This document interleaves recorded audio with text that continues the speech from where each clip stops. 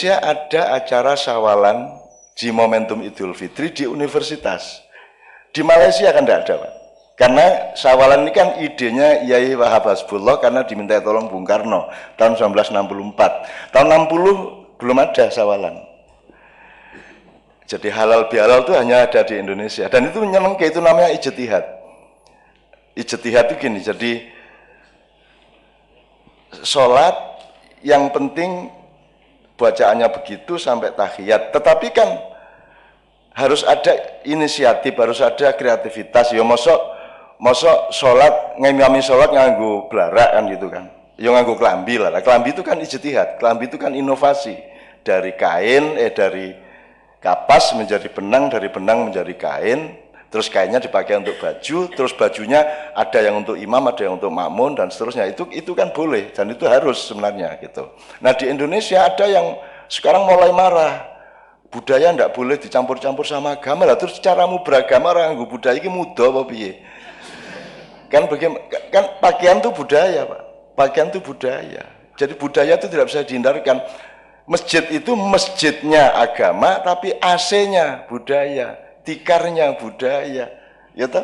Jendelanya budaya. Jadi tidak bisa agama diwujudkan tanpa budaya. Maka ada syawalan di kedokteran menurut saya ini garda depan dari peradaban yang akan datang. Besok-besok di Amerika akan begini, besok-besok di Arab Saudi akan begini. Tapi perintisnya Indonesia. Karena Indonesia ini satu-satunya negara yang sudah sampai ke tahap ketuhanan yang Maha Esa.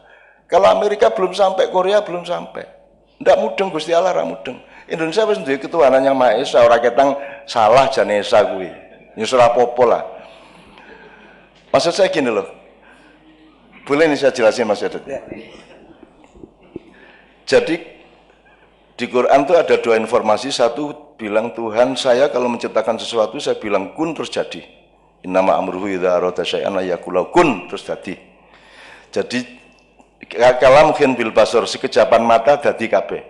Itu di surat Yasin akhir. Tapi ada lagi yang mengatakan surat ayat lain bahwa Allah menciptakan alam semesta dalam 6 hari. Padahal 6 hari itu kalau dalam hitungan para mufasir itu satu harinya Allah itu 500.000 tahun. Lah Gusti Allah kok angel men gak alam semesta dadak 500.000 tahun ping 6 kilo. Piye to kok ora maha kuasa kuwi kudune ya des dadi ngono lho. Jadi saya tidak percaya bahwa Allah itu menciptakan alam semesta dalam 6 hari. Ki resiko loh tapi ki. Ora percaya kowe nun kan ya mesti kan payah. Lu bukan tidak percaya ya Allah, saya tidak masuk akal bagi saya. Saya memahaminya begini. Oh, makhluk Allah itu akan hidup di dalam 6 tahap evolusi. Semua kita memuai, kita dinamis. Jadi pertama Allah menciptakan cahaya dulu. Tapi cahaya ini ini yang namanya Rasulullah itu cahaya. Jadi dutanya kehadiran Allah itu cahaya yang disebut Nur Muhammad.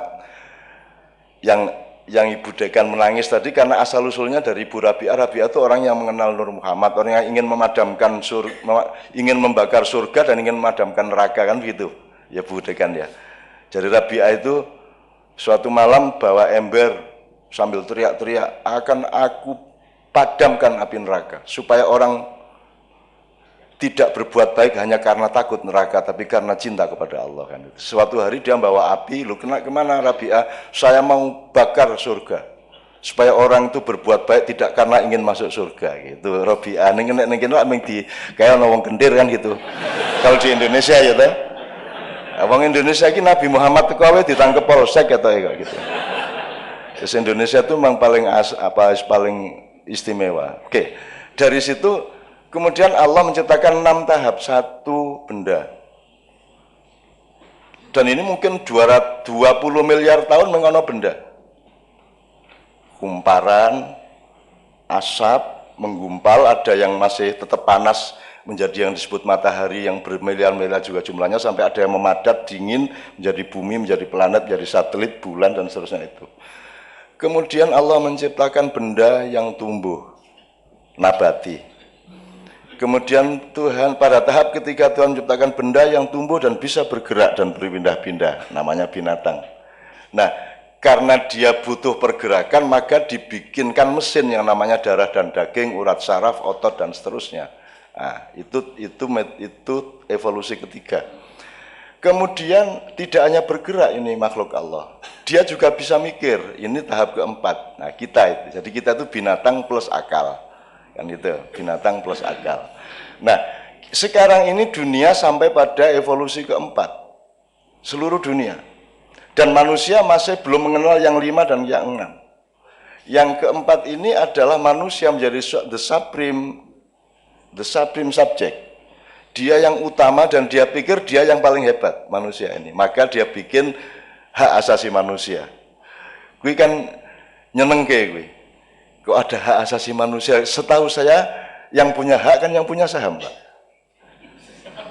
Lagi menungso iki ndek saham apa, Ndul? Kowe iki, Ndul. Kowe iki nguyuh ora iso njadwal. Kowe rambutmu arep putih kok ya mung isone kok cet. Kowe iki ora iso apa-apa, menungso itu tidak punya kemampuan apa-apa. Dan orang kedokteran tahu persis betapa lemahnya manusia, kan begitu. Dokter-dokter tahu persis betapa lemahnya kita semua. Kanker janis kok ngendi to asline iki ya angel. Apa meneh virus kuwi. Makanya virus iki ya lawane mung wiritan, Mas. Lah saya sudah seharusnya mati kok. Kalau saya tidak pakai teori itu saya sudah mati tahun 2002 itu. Karena sudah turun 26 kilo, sini saya sudah tidak berfungsi, tiroid saya, hipertiroid semua ini sudah terbakar habis. Menurut Sarjito, ning ora wani kondo aku. Setelah aku lemu loh, Cak, kok isih urip ngono ya? Ya itu baru ngomong Pak Edot setelah 4 bulan, 5 bulan gitu. Oke. Saya teruskan soal evolusi ini supaya saya bisa menjelaskan semua pertanyaan tadi, Mas Edot. Maka sekarang kita punya demokrasi. Itu karena kita di tahap evolusi keempat. Saya senang demokrasi, tapi demokrasi sekarang kan demokrasi di mana manusia bagusi. Apa pernah ada pilkada melibatkan binatang? Apa pernah pilkada menyadari bahwa sungai punya hak loh? Tanah punya hak untuk ikut memilih siapa yang menginjak dia. Dan kan harus dihormati semua tahap tadi. Lingkungan hidup punya hak. Sekarang kan lingkungan hidup diurus tapi tetap sebagai objeknya manusia.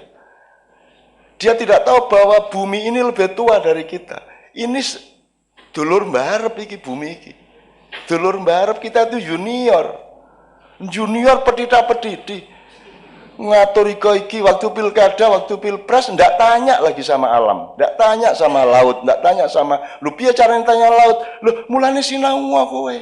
Jembagusi menungso iki. Tapi Indonesia sudah maju setengah langkah, sudah punya ketuhanan yang Maha Esa. Berarti sudah ada Tuhan nih. Kalau di Amerika kan belum ada. Manusia Tuhannya. Kalau di sini Tuhan yang Maha Esa, meskipun itu salah.